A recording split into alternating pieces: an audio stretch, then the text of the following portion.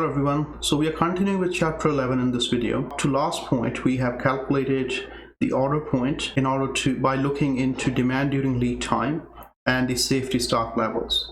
So now the next question is why we need safety stock. So we kind of briefly discussed about this, right? So when you don't have enough stock on hand, especially to deal with unforeseen circumstances, then you could lead towards back orders, sales are lost, and the customer dissatisfaction will come into play, right?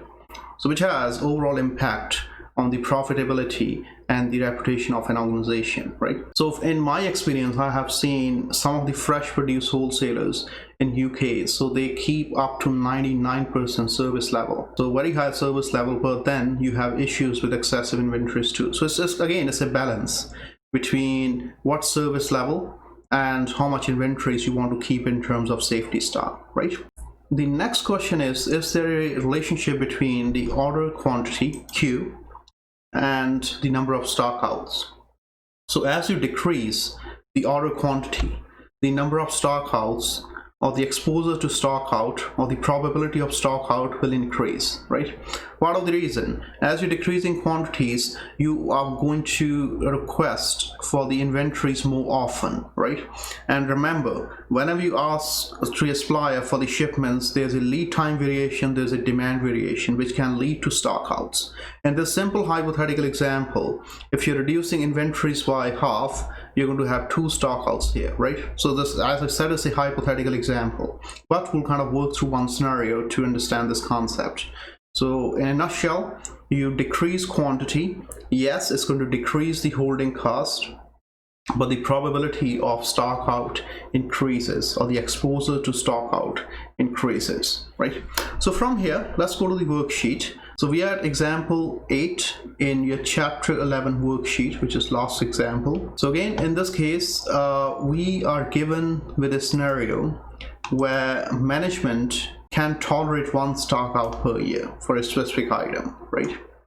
And we're given with the annual demand, and the ordering quantities are given, so which means Q is given here. But in exam, you can have a question where I give you the holding costs, ordering costs, and ask you to calculate Q first, or the EOQ first, then calculate the rest of it, right? And then you're given with the standard deviation during lead time, which is 100 units, and the lead time is 1 week. So very first thing we need to calculate is number of orders per year. So as you all know, the formula for number of orders per year is annual demand. So annual demand divided by the ordering quantity, right? So ordering quantity, OQ, right? Annual demand is 52,000 and the ordering quantity is 2,600 units. So if we solve this, we have 20 orders per year. So then the next thing we want to calculate is the service level. So as we are given in the scenario that the management can tolerate 1 stock out for a specific item, right? So 1 stock out means if I'm going to place 20 orders and there's 1 stock out, so which means 19 times throughout the year when we place an order, we want to have enough inventories to deal with unforeseen circumstances by keeping safety stock. And 1 time, yes, we can afford that stock out, right? So again, we are not going into details on what type of year or which specific quarter we can expect this accept this stock out. We are simply trying to calculate what would be the service level. So the service level can be given as 19, so which means after accepting the stock out, the number of orders where no stock out is required divided by the total number of orders that you place in a year. So that will give you 95% service level, right? So now if I say no stock out is accepted, you're going to have 100% service level. 2 stockouts accepted, that's going to be 18 over 20, and so on, right? So we always subtract the stockouts which are acceptable from the number of orders and just take a ratio from that. So that will give you the service level. And rest is same what we did in the previous classes. So I will leave these 2 parts to you guys and compare your answer with the standard solution that I will upload. So then you can calculate the safety stock, get the value of Z, right? and get the safety stock, and then calculate the order point from here. The next question is dealing with the forecast and lead time intervals, because in any real world scenario, most of the time you're going to come across the situations where your lead time is not same as the forecasting interval. So for most of the firms, such as manufacturing firms, even the retail or the service sector, the weekly forecasts are generated to look at what's the demand for the next week and so on, right, at the shorter term. But when you're receiving the inventories from your suppliers, they may need a different lead time, so which means your forecast and the lead time interval are not same. Those are two different things. So there are various methods to kind of deal with the different intervals for the forecast and lead time, but we're going to stick to a simpler approach where you can get the standard deviation during lead time, which is a function of standard deviation during forecast, and the square root of lead time interval to forecast interval, right? So now you can kind of play around with this formula. Let's say if I give you the standard deviation during lead time, you can get the standard deviation during forecast interval, right? So from here, let's go to the numerical and let's apply this. So we'll look into question number 2, or the example 2 first, right? So you're given with the forecast interval, which is 4 weeks. So we have the forecast interval 4 weeks, and the lead time interval is 2 weeks. Sigma for the forecast interval is 150, right? And we want to calculate sigma for lead time interval, right?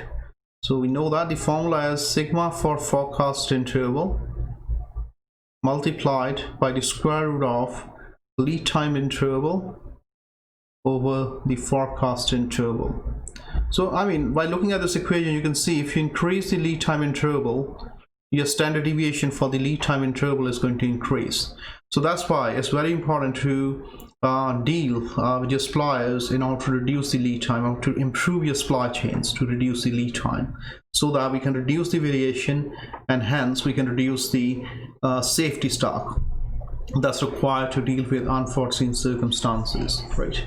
So we know that the sigma for forecasting interval is 150 units, and let's take the square root of lead time interval, so which is 2 over 4. So as you solve this equation, so it's going to be 150 multiplied by 0.707, which means 106 units is the standard deviation during the lead time interval, right? So which is higher than the forecast interval. Part of the reason your forecast interval is greater than the lead time interval. That's, you have 4 weeks, and here you have 2 weeks.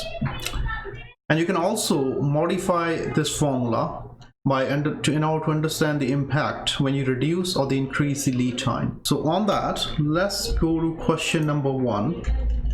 So we are given with a scenario that you have the safety stock for a SKU, which is given as 220 units, and the supplier can reduce the lead time from 8 to 6 weeks. So I want to call it the old safety stock is 220, the old interval is 8 weeks, and the new interval is 6 weeks, right? So the new safety stock is going to be old safety stock multiplied by square root of new interval divided by old interval.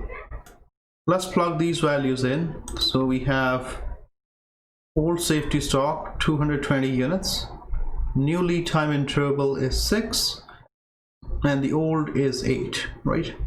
So as you solve this, this is going to be 220 into square root of 0.75. So this is coming around 190.52 units, right? So let's round it up, so which means 191 units. So as you can see from here, reducing the lead time, so from 6 to 8 weeks, we reduce the safety stock from 220 to 191 units, right? So if you have any questions, please let me know, but give it a go for question number 3, right? And number 4, right? So that will give you a bit of practice on these two topics. Thank you everyone. So I will kind of see you guys in next video on one of the remaining topics.